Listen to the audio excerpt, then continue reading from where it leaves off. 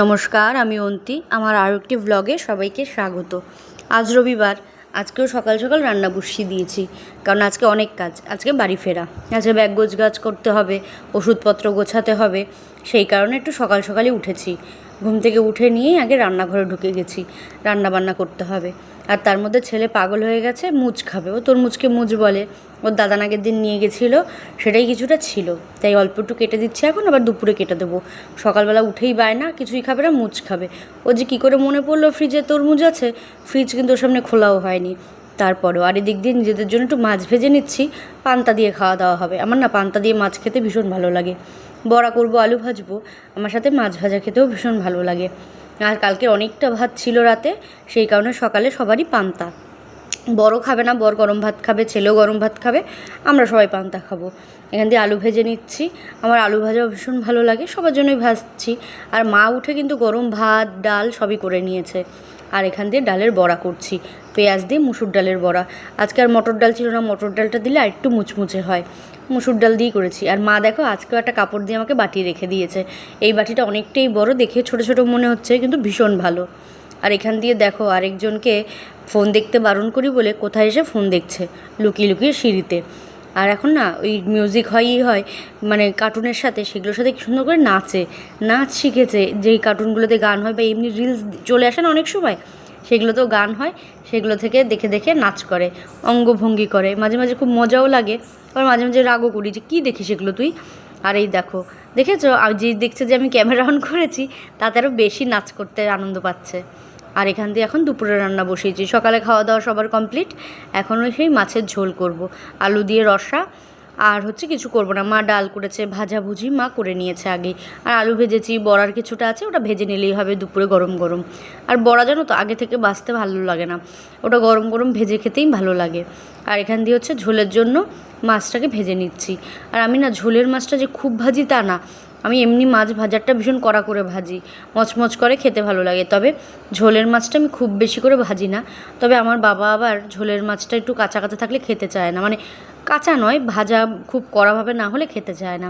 সেই কারণে আমার সবগুলো মাছই একটু করে এ বাড়িতে কড়া করে ভাজতে হয়। ওই বাড়িতে কিন্তু আমি খুব একটা কড়া মাছ ভাজি না।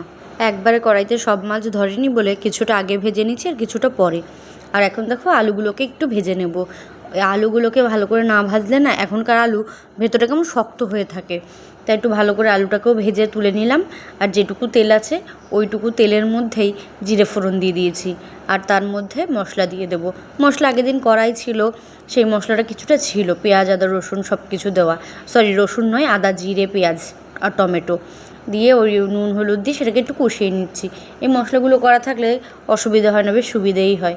যদিও আমার মা শিলে বাটে, তো মা কিন্তু সবসময় এরকম মশলা করে রাখে না, মা যখনকারটা তখন করে, যদিও তারটা খেতে বেশি টেস্ট হয়। কিন্তু আমি তো পেরে উঠি না সব কিছু মিলিয়ে, এর জন্য আমি আগেই করে রাখি। আমি ওই বাড়িতেও গেলে মশলা করেই রেখে দিই। আমি যে কদিন থাকি সে কদিন ওইভাবেই রান্না করি। আর এখান থেকে দেখো ঝোলটা ফুটে উঠেছে, আলুগুলোও সেদ্ধ হয়ে গেছে। এবার দিয়ে দিয়েছি মাছ। এবার এটা ফুটতে থাক, ঝোলটাও একদম টেনে নেবে, তারপরে নামিয়ে নেব। আর এখান দিয়ে দেখো আমি একটু এই ঘরে এসেছি ব্যাগ গোছাতে। আর আমার ছেলে যত আকাজ কুকাজ করে ব্যস্ত, যত ড্রয়ারের চিরুনি থাকে এ ড্রেসিং টেবিলের পেছন দিয়ে ফেলে দেয়, সেগুলোকে ওকে বের করে দিতে হয়। এই যে বের করে দিয়েছি, সে আনন্দ পায়, দুটোকে লাঠি বানিয়ে এরকম শব্দ করে খেলে। ওই দেখেছো কি আনন্দ পাচ্ছে। আবার এটাকেই ছুঁড়ে ফেলে দেবে, ওটার পেছনে ওকে বের করে দিতে হবে। এগুলোর খেলা, কথা বললে শোনে না যে ড্রেসিং টেবিল থেকে কিছু হাত দিও না, ওর জন্য কিচ্ছু গুছিয়ে রাখা যায় না। আর এখন দেখো ইঞ্জিনিয়ার সাহেব বন্দুকটার কি দশা করেছে, ওই যে যেখানে ব্যাটারি থাকে সেগুলোকে খুলে কাগজ ঢুকিয়ে বলছে এগুলো ব্যাটারি। ইঞ্জিনিয়ার নতুন ব্যাটারি তৈরি করেছে, মানে আবিষ্কার করেছে কাগজের। এখন ওই কাগজ ঢুকিয়ে ঢুকিয়ে ওগুলোকে নিয়ে ব্যাটারি বানিয়েছে। কিছু বললে আবার বলবে এটা এরকমই হয়, এরকমই করতে হয়, সব কিছুও জানে। আর এই দেখো ইঞ্জিনিয়ার সাহেবের কি আনন্দ, ও সাকসেস হয়েছে ব্যাটারি বানিয়ে। আর দেখেছো যে নাচ, কি কার্টুন দেখে নাচ শিখেছে, এই স্পাইডারম্যান দেখে আর কি কি দেখে দেখে যে নাচ শেখে। মানে মাঝে মাঝে মারামারিও করে, মাঝে মাঝে নিজে নিজেই নাচে। আমি এবার দেখি, এবার গানও করে। গানের ভাষাগুলো কিন্তু আমি বুঝি না, সুরগুলো আবার থাকে, কারণ ইংলিশে কার্টুন দেখে কখনো কখনো না ওই রাশিয়ান কার্টুনগুলোও চলে আসে, মাসা বা সেগুলোও চলে আসে। আর এখন দেখো ব্যাগ গুছিয়ে রেডি, এখন টোটো আসলে ওই দাদার সাথে আমরা এখন বাড়ি ফিরবো।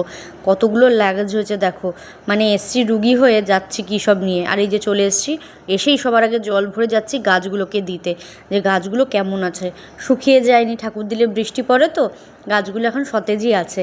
তবে ওই মাটিগুলো একটু শুকনো শুকনো হয়ে গেছে, বৃষ্টির জলে পাতাগুলো সতেজ কিন্তু গোড়াগুলো একদম শুকিয়ে একাকার। তাই একদম গোড়া থেকে আগা অবধি একদম স্নান করিয়ে দিচ্ছি গাছগুলোকে, মনের সুখে তারাও স্নান করছে, আমিও ইচ্ছে মতন জল দিয়েছি। আর জানো তো, যে বাড়িতে থেকে যখন যাই তখন আমি দরজা জানলা সব দিয়ে সুন্দর করে একদম গুছিয়ে যাই, যাতে এসে আমার কষ্ট না হয়। কিন্তু ওই যে আমি যখন থাকি না, পুরো ওপর লণ্ডভণ্ড হয়ে যায়, সেই ধুলো বালি একাকার, জানলা দরজা সব খোলা থাকে, সেই কারণে পুরো জায়গা একদম ধুলোবালিতে একাকার হয়ে যায়। যতই আমি গুছিয়ে যাই না কেন, সব অগোছালো হয়ে থাকে, মানে আমার কাজ 3 গুণ বেড়ে যায়। একা হাতে করি তো আমার ভারী সমস্যা হয়, এজন্য সব গুছিয়ে রেখে যাই যাতে ধুলোবালি না হয় ঘরদোর।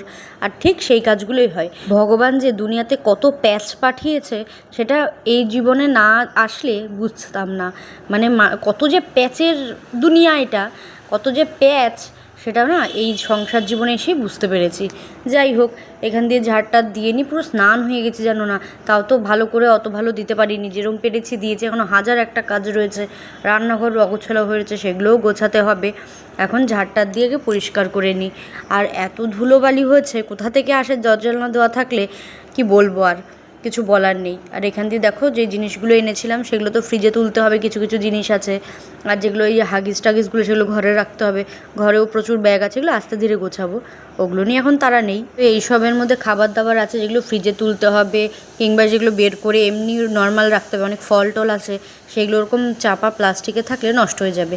আর ওই যে বর সকালবেলা গিয়ে দেশি মুরগির ডিম নিয়ে এসেছিলো ছেলের জন্য, সেটাও নিয়ে এসেছে, সেটাও একটা বক্সে ছিল, সেটাও তো জায়গা মতন রাখতে হবে।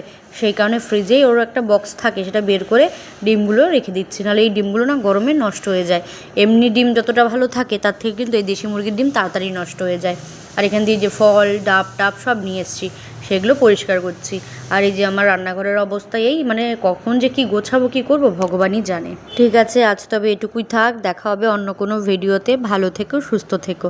আর ভিডিওটা ভালো লাগলে একটা লাইক আর সাবস্ক্রাইব করে দিও, ভালোবেসে এভাবেই পাশে থেকো।